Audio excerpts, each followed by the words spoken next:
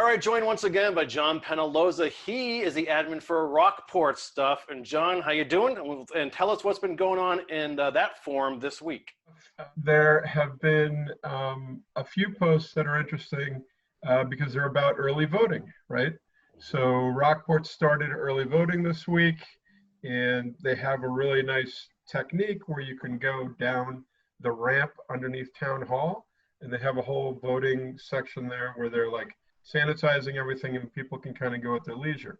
And I tried it on Sunday. It's the first time I've ever early voted, and it was really painless, and I got a selfie and I put it up, and people have been commenting on it. But you know, we want to disavow all of the rumors about the lack of safety of early voting or something, or any of those kind of things, right? Hey, John, can I ask you, did you notice the all the ventilation machines happening down there? You know, I don't know if I actually noticed, but but it was nice and cool, and there was kind of a breeze, so that might have had to do with it, right? No, there was one very sophisticated machine that has to do with processing UV light and air, and Mitch Vieira explained it to me. You're kidding. It's in our video, but it's super complicated. And wow. Melanie Waddell actually said, I think we may be the safest election. We may be processing the safest election in the country. Ever. Yeah, I wouldn't doubt it. And actually that's one of the things that's a little daunting, because if that's the level of like air treatment and air circulation you need to be safe, Massachusetts is in for a really big hurdle this fall. You know, whether it's like schools or buildings or workplaces, everything, because, you know, I don't know where you're going to get the funds to retrofit or completely redesign HVAC systems in all these buildings. But anyway, that's like a whole other aside, right? Well, I will say Vieira promised that the same systems would be in place in November. Wow, no kidding. So, and this is actually, the second issue that I think is really relevant is actually related to this. So, you know, the Rockport selectmen, sometimes, obviously they have their board meetings, and they are by law open to the public, and people have been taking part in them in Zoom lately, right? So they had a Zoom meeting earlier last week, I think Monday, where they voted to finalize the warrant for the fall town meeting. And something that had been a pet peeve of mine, and that I think a few people are concerned about, actually happened, which is that the citizens petition articles for the Springtown meeting, which had been deferred for reasons of COVID, basically in a little bit of a unilateral decision by the Board of Selectmen. You know, it was decided then when we held the Springtown meeting outdoors, even with all the preparations and everything else, that they wouldn't be considering any of those citizens petition articles. And apparently at this latest Board of Selectmen meeting, they voted to leave out all of those citizens petitions articles that had been delayed, which you know, I had received assurances from certain certain select persons that they would definitely be taken up, and that these things wouldn't be allowed to just hang out there. But the wording on the Springtown meeting was very worrying, because it said they'd be delayed until some certain point in the future. And right now they ratified the fall town meeting warrant without any of the citizens petitions. So I'm a little concerned. There's one specific article in there that actually puts to a vote term limits for selectmen, which I think in general is a good idea, and people might agree with that. And I don't know if that's a situation of the selectmen maybe being a little bit concerned of that issue coming up for a vote. As I understand it, they've been delayed until the the governor lifts the Emergency Response Act. Yeah, but that's again an indeterminate point in the future. What if that doesn't happen for who knows how long, right? Right. So does that does that permanently hamper the town meeting form of government where citizens don't have the right of the input that's so important?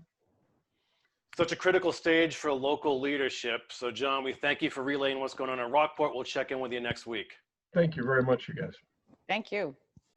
And we are back with Erika Brown. She's the publisher and editor of the Manchester Cricket. How you doing, Erika? Hey guys, how are you?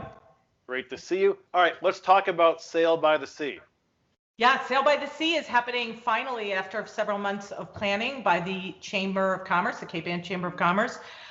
Ken Reel from the Cape Ann Chamber of Commerce with some retailers have been working with the town, with the Board of Health, safety officials, and the Board of Selectmen for several months now. I want to say it was about 8 weeks they started. This is a recast, a much lowered recast of Festival by the Sea, which has been going on for 8 or 9 years now. And that's usually a situation where artisans come in, they set up tents. There's usually about 100 tables all over Masconomo Park behind Town Hall, and they sell creative things, their paintings, their jewelry, the things that they make. So this year what was decided is that we would eliminate that part of it in light of COVID. And also in light of COVID, it would become much more focused on the retailers, which are usually just sort of ambiently benefit from Festival by the Sea. But this time it's all about supporting downtown, which is something we've talked about many, many times. So it's a sidewalk sale. So everything is outside. All the retailers who are going to present outside, and they all have sort of socially distancing regs and sort of guidelines. They're all going to have masks. They're all going to have sanitation, sanitizers, hand sanitizers. And they're all going to have big sales, and they're hoping it's going to be a nice, safe kind of boon for the local downtown. Any problems there? Well, we've had a couple problems online because the paper's been really kind of pushing it because we think it's really good for the town and it's really good to support downtown. Online, we've noticed a lot of pushback and a lot of puzzling sort of, those kinds of statements online about the governor's, new regs on social distancing and groups of 50 and above can't be, and is this a festival, and why are we doing this? Well, the truth is that, remember, this is tax-free weekend for the state of Massachusetts. Remember, that is the weekend that the governor himself is, going to support businesses, and this is right in line with this, and it takes place at exactly the same time. But that's the answer. It's going to be probably 80% less people than would normally come. I mean, it's sort of a shadow of itself, and then also it's all outside. If it's really visible, if you're not comfortable or you feel as if something is dense, I mean, I think that people have proven themselves to say, well, we'll stay away for now and then we'll go. I think it's going to be great and it's going to be fine. If anything, it's Hurricane Laura that's going to be slowing it down. So I think every retailer in town and every restaurateur, because they're also involved, are going to, sort of watch their weather reports very carefully. Is there any idea about a rain date just in case, or? Yeah, there's sort of an unofficial rain date, although they're not going to call it really until just before the event, the day before the event, tomorrow. But Sunday is really the unofficial rain date. That's really what's going to happen. But who knows? Because if the weather is kind of rolling in, it's the later day is going to be the problem. So I think they're really trying to make it. I think they're going to get away with it because the weather report right now looks like things are going to turn dark and angry, like at the end of the day on Saturday, which is right after the event ends. Could you recap the mood among the retailers in downtown Manchester after surviving this summer or not, maybe? I think they're anxious about it not being summer.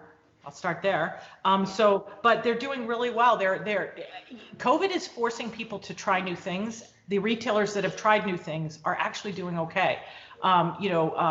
Amy Lage from Style Snoop went into this, and she was already kind of used her retail store as a showroom almost, and did a lot of selling on Facebook and on social media. So she had mitigated her business, and I think she's doing okay. Other retailers are learning to do that a little more. I also think that downtown Manchester retailers, frankly, are learning the lesson that they shouldn't just be a retail zone for just Manchester, which I think I hate to say it, they kind of had that history of saying, well, we don't want to really be a destination town. Well, guess what? Now being a destination town feels pretty good to them. So I think that's also changing. Yeah, and you can start looking outwardly too. Like you do it pretty well for the cricket on social media, you know? Well, we realize that it's all part of a network, you know. My big lesson this year has been to really reach out and hold hands with other people, because we all have the same thing. We all want the same thing. And so, you know, there's sort of Cape, I feel like we're part of Cape Ann. Well Welcome. said. Yeah. Well, Thanks we for are part of Cape Ann. But you know what I'm saying? I'm talking about for the cricket. I mean, we always had Essex and Manchester, but, you know, the best stories have been, you know, about our region and about our neighborhood, our regional neighborhood. Well, thanks for your time again, Erika. We will catch up with you next week about all things Manchester and Essex. Great to talk to you guys. Thanks.